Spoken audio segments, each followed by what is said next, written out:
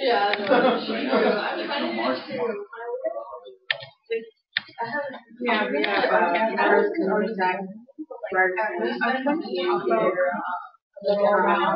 how I mean, yeah, exactly what we're doing. Oh, yeah, you got it. Yeah, I want to understand more about so just going more to the time. Then I will lay all that.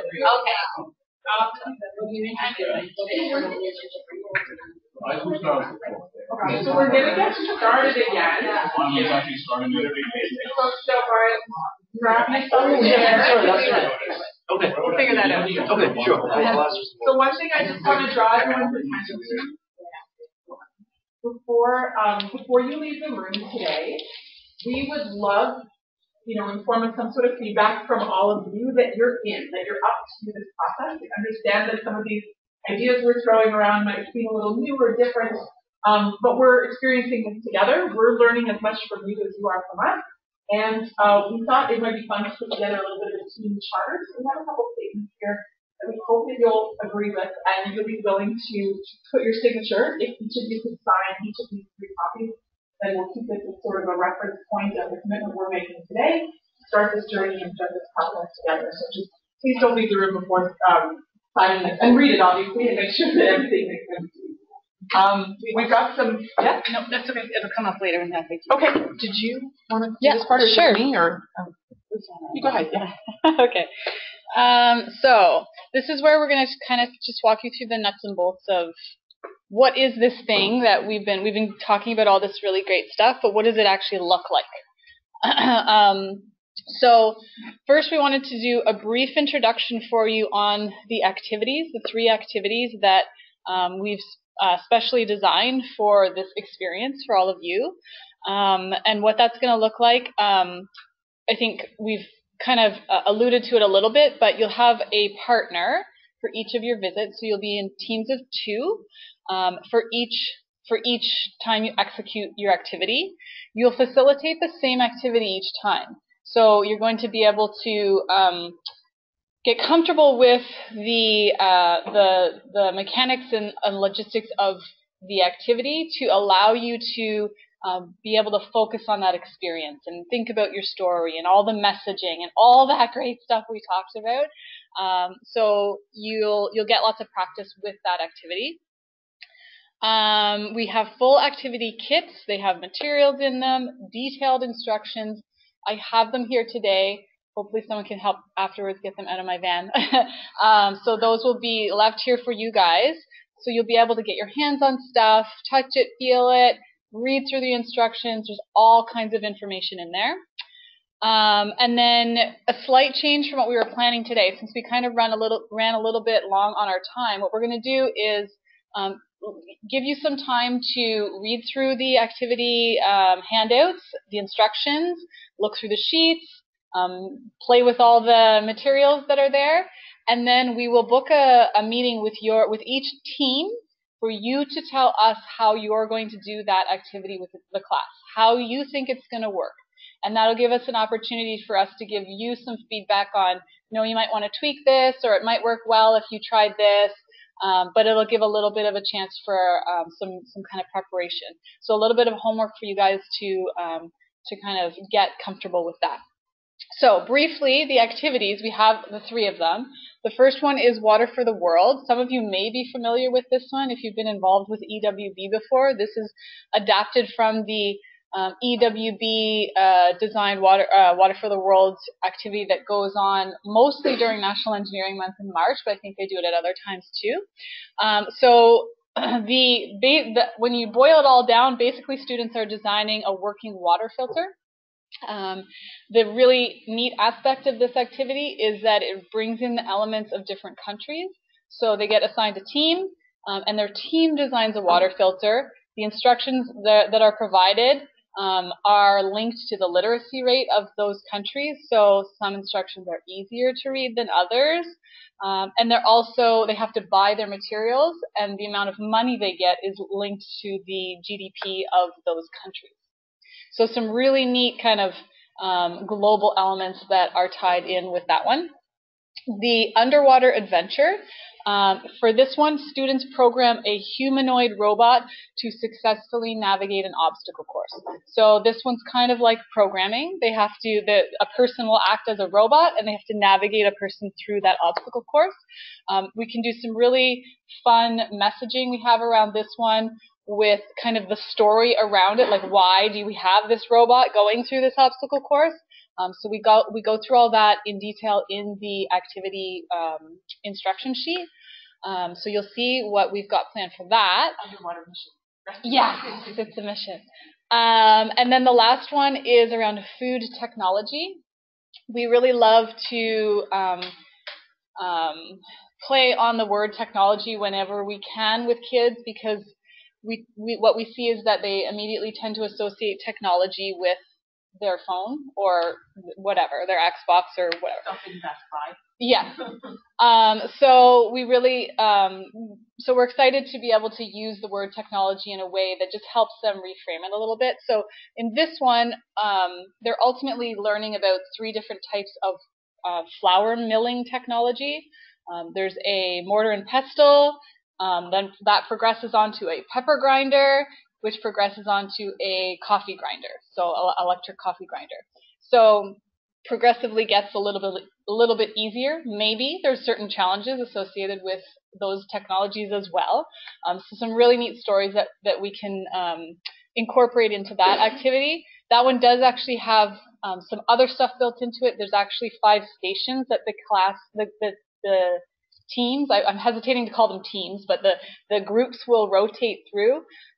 There's one around quality control, and they have to do some analysis on a customer complaint sample that they've received. And then there's one around innovation and designing an innovative new technology for processing food. So some really fun stuff, very deliberately and specifically designed to create these experiences to be able to include the messages that we've talked about today. Any quick questions about the activities? There's a lot more to them that I've been able to tell you in that kind of 3 minutes. But if there's anything burning questions, I can try and address those now. They're really good instructions. Oh, you've seen them, okay. Yeah, so I read through them.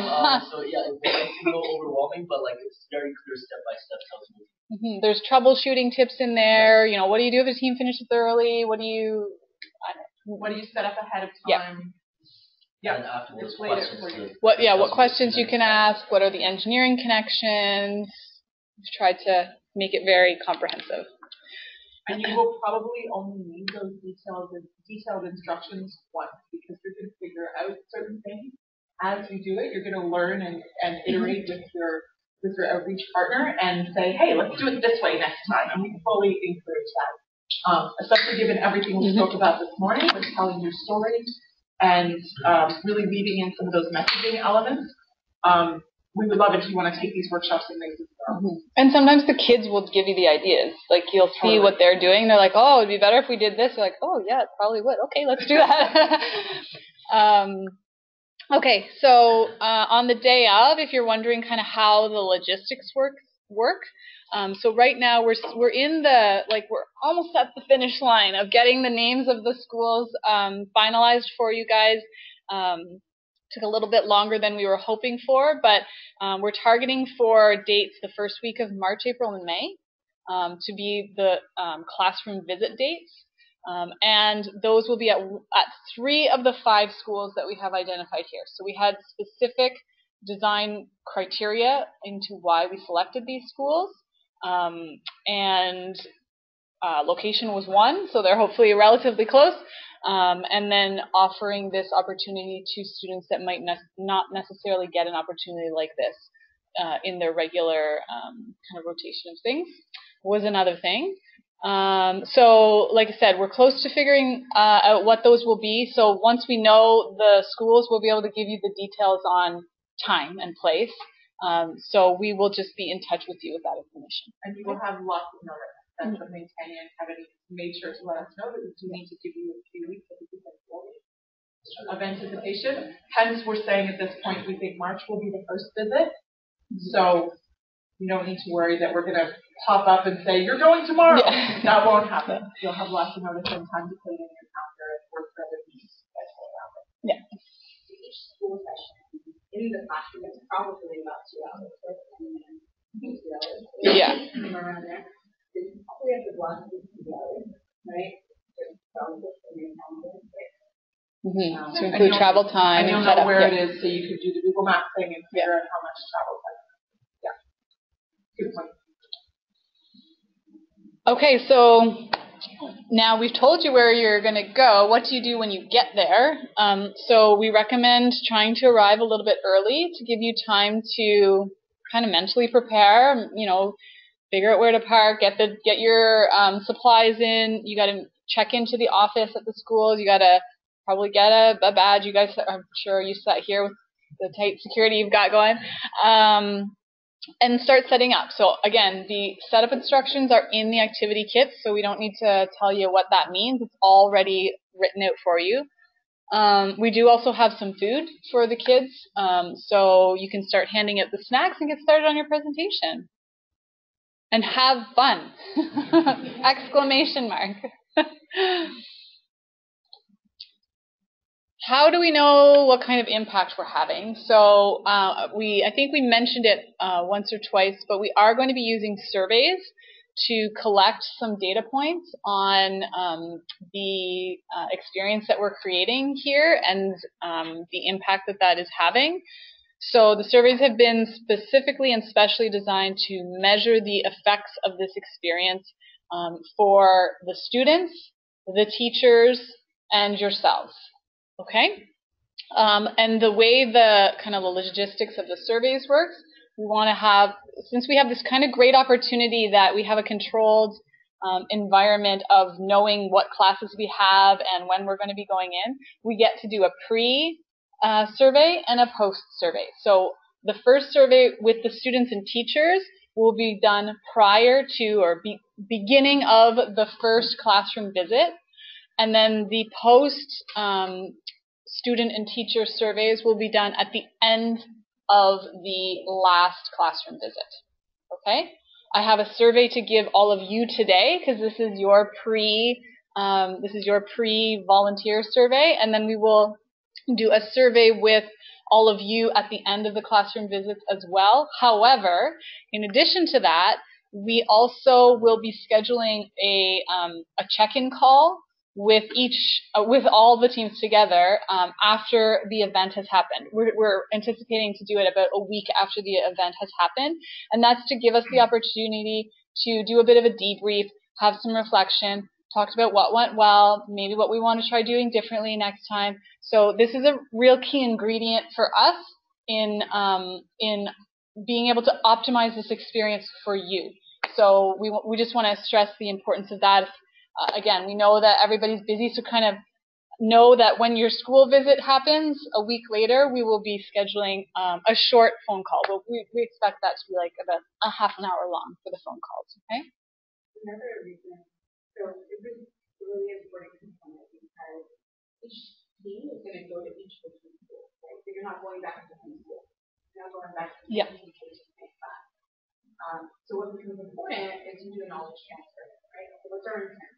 Our intent is to make sure that we make sure that school and that class has the best experience possible, the best representation of P&G and community. So we want you to transfer the knowledge that you have after your first experience to the next team, right? They can build upon it, they can tweak their activities to better model what we know successful, if that's necessary, which is what we do in business today, right? Like, you start a project, you may not be the one finishing it, you're passing it on to somebody, right? Knowledge transfer is extremely important, right? And we get one of the big Mm-hmm. Yeah, great point. So is the idea then, because there's three activities, that each group going in will do a different activity? So your team will always do the same activity. So you'll see 3 different groups of kids. Okay. So that's so that you can get comfortable with your activity and focus on those messaging things, storytelling, all that good stuff. But to Tanya's point about how we are all really, so is another school? So it's the same three classrooms every time. So it'll look like we'll have school A, B, and C. So you'll all go and visit A, B, and C, and then the next month you'll just switch. So every class gets to see 3 teams. Okay, and then they will do the. They'll get to experience all 3 activities. Exactly. All 3 activities and all 3. Yeah. Reset the story. Yeah. Yeah. And we did think about switching it up and letting you experience the different activities. That would have been one design choice for us to make in the context of this program. But we decided in the end that we feel you're going to have a better experience if you're not thinking about the logistics. You're not reading the script every time to see what to do next. You're going to do that the first time probably, and there'll be a bit of a learning curve as we work out the mechanics, as Becky was saying.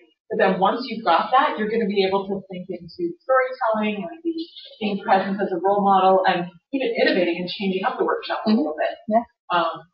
That'll give you more to give to the kids to optimize their experience. So that's why we're doing it this time. Nothing to say that after this 3-visit pilot ends, we couldn't go on and do another engagement, right? And that's maybe the next thing we get a chance to experience the other workshops.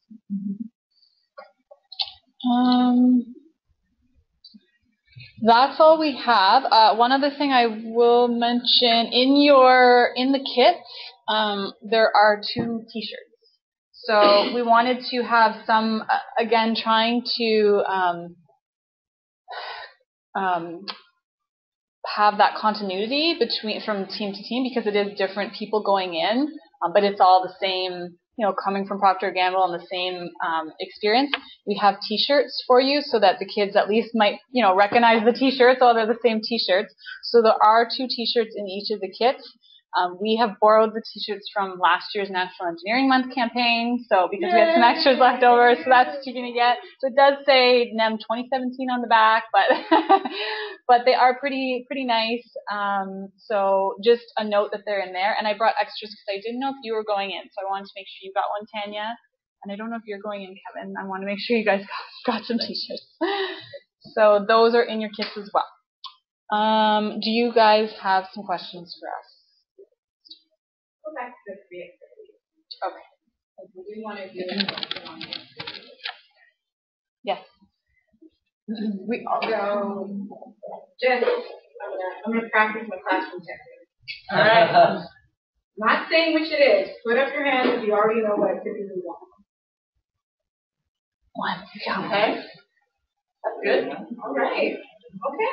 That means there's a lot of flexibility. Yeah, definitely. Wait, how about I do it the other way? How about if there's like one, like raise your hand if you know there's one that you don't want to do. Oh. Yes. Okay. Let's try that. Well, Same guy who knows. At least one you don't want to do. I would say there are sort of 2 choices that we need you all to undertake now. One is to figure out who your partner is going to be, and then the other is for you together to choose the activity. So that's great if you've got a sense of which activity